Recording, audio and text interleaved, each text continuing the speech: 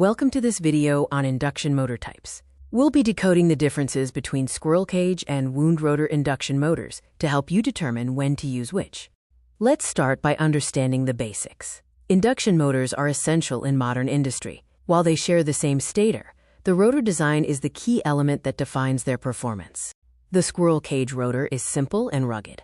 Its cage uses solid conducting bars, short-circuited by end rings, and has no windings, slip rings, or brushes. This design is highly reliable and offers low inertia for fast response.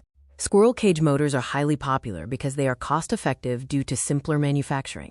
They require low maintenance, with no brushes or slip rings, and they offer high efficiency, especially modern IE3 and IE4 motors. However, cage motors have limitations, primarily related to starting. They suffer from high locked rotor current and relatively low starting torque, making them a poor choice for heavy inertia loads unless paired with a VFD or soft starter. When the limitations of the Squirrel Cage motor are an issue, we turn to the complexity and control of the slip ring motor, also known as the Wound Rotor motor.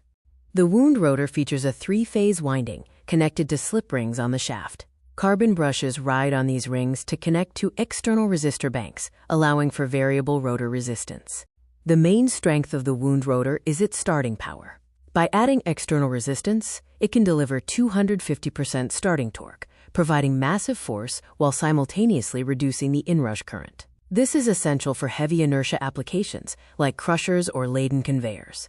Slip ring motors offer smooth, jerk-free acceleration through step-cutting resistors. They also allow for limited speed regulation.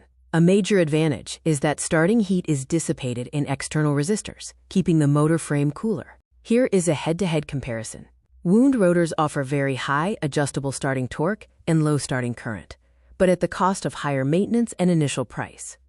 Squirrel cage motors are the opposite: minimal maintenance, low cost, but with fixed moderate torque and high starting current.